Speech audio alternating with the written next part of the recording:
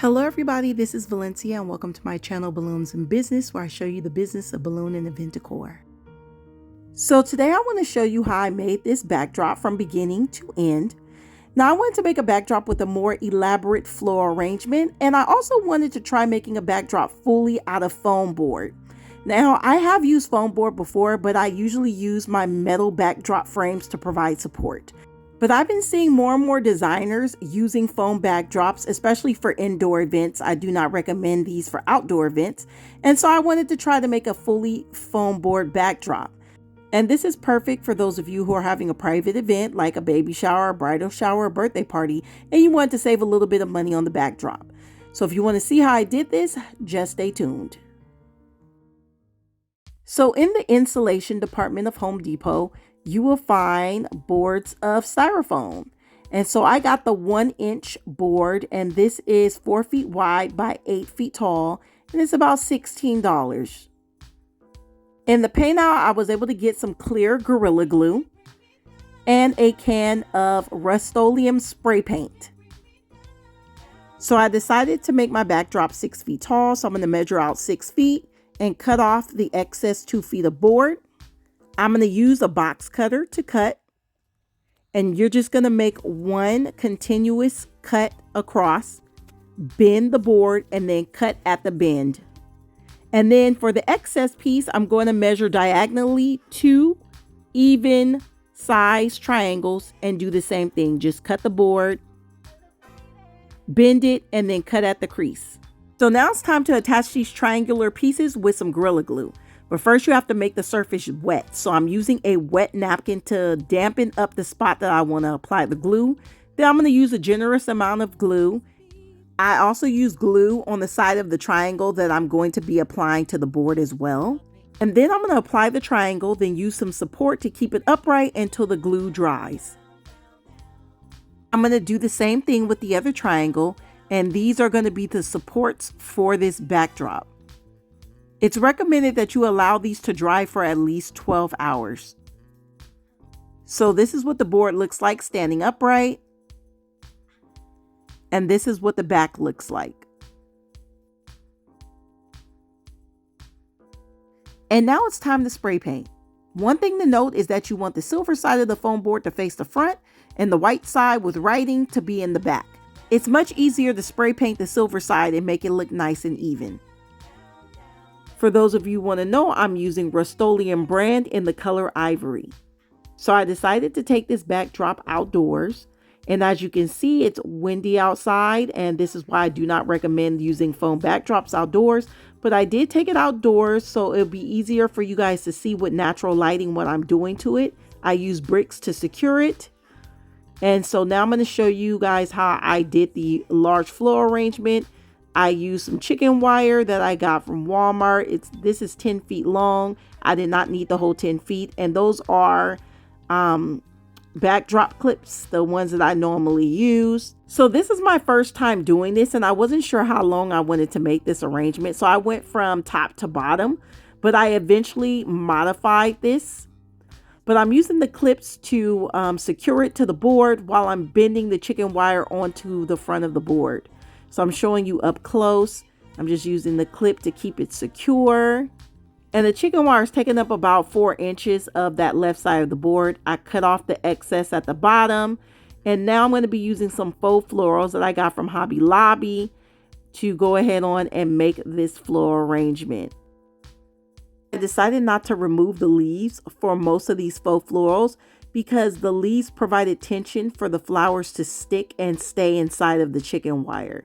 If I were to remove the leaves, then a lot of the flowers would just slip right out. So I'm showing you from up close how I'm putting these florals in. I'm just coming in from the right side and pushing it to the left side. And those leaves are allowing those flowers to stick into those chicken wire holes. By the way, those chicken wire holes are about 1 inch. So it's 1-inch chicken wire, 10 feet long. I didn't even need the full 10 feet, of course. So I ended up using about 9 bunches of roses in different colors: cream, white, pink, and lilac.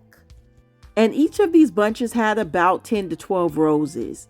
And then I added some other flowers. I don't know the names of all of them. I added some purple hydrangeas, some white hydrangeas, and a couple of different other flowers. And I would say I used about 2 bunches of each of those additional flowers. Some of those flowers, like the hydrangeas, I would cut up into about 3 parts per hydrangea in order to stretch it out along the backdrop. I would say I used a little bit over 100 flowers and leaves for this arrangement, and it took about 45 minutes to make.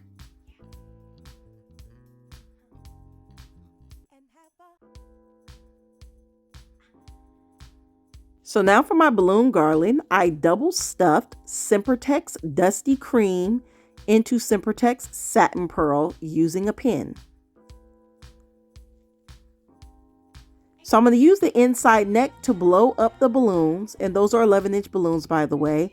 And then I'm going to tie them together into dupes using the inside necks. So the necks of the cream balloons you want to use.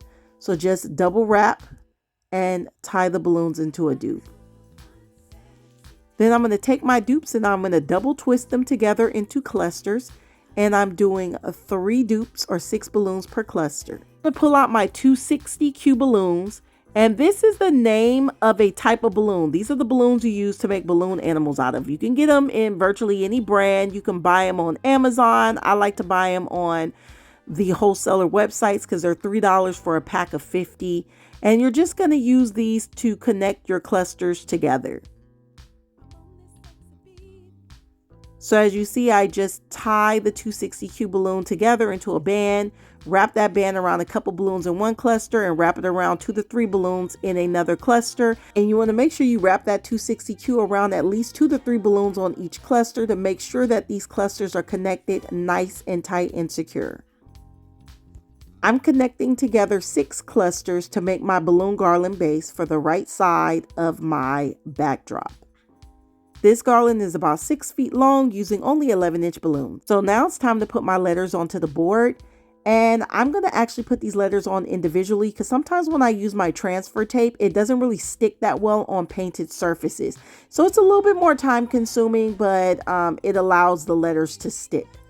Now, I use my Cricut machine to make these signs for those of you who want to know because I get asked this question a lot. Now, you can go on Etsy and have personalized vinyl signage made. But if you're doing this professionally, buying a Cricut machine will save you a lot of money in the long run.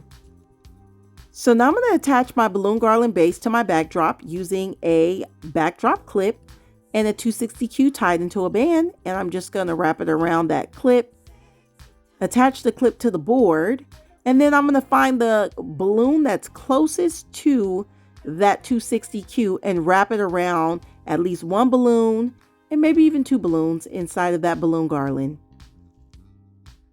After you attach your balloon garland, feel free to maneuver it around so that it will fit nice and snug to your backdrop and cover up that backdrop clip. Now I'm going to connect this at about 3 points on this backdrop.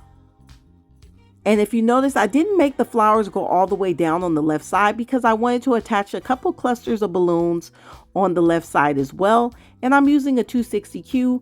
I just tied one end of the 260Q to the cluster.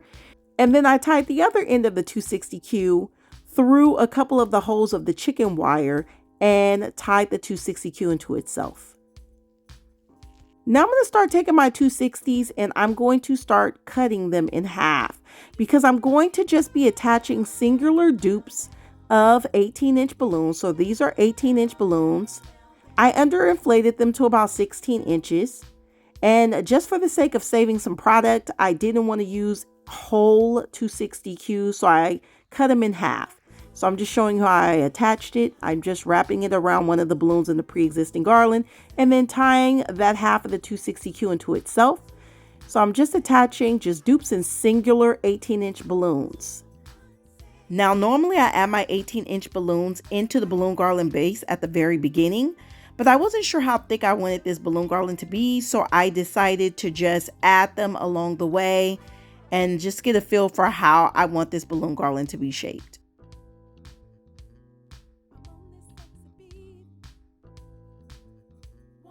So now I'm going to be adding my 5-inch clusters. I'm adding them in clusters of 3 and 4 balloons each. And I'm using a half of a 260Q to attach them to the balloon garland. And I'm just attaching them the same way that I attach the larger balloons. Just wrap around one balloon in the pre-existing balloon garland and tie the 260Q into itself. And I'm adding them at a ratio of about 1.5 to 2 feet per 5-inch cluster. So now I'm taking all of those flowers that you can't see behind those balloons, and I'm actually going to group them together in about 3 or 4 flowers, and I'm going to put them in a balloon, and then I'm going to add those florals to my balloon cluster to the left side right there. So it's going to look like the flowers are cascading down those balloons. I wanted you to see those flowers because they're getting blocked by the cluster, so I figured I might as well take them from behind the cluster and put them in the front where you could see them.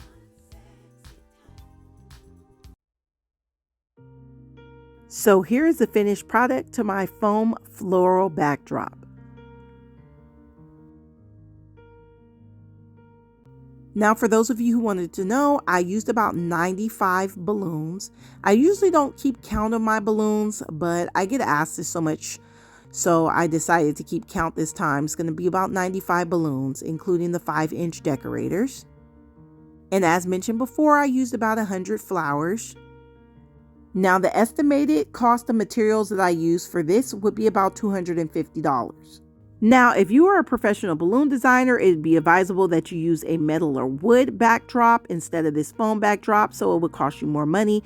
And of course, you would be charging for labor and delivery and overhead costs.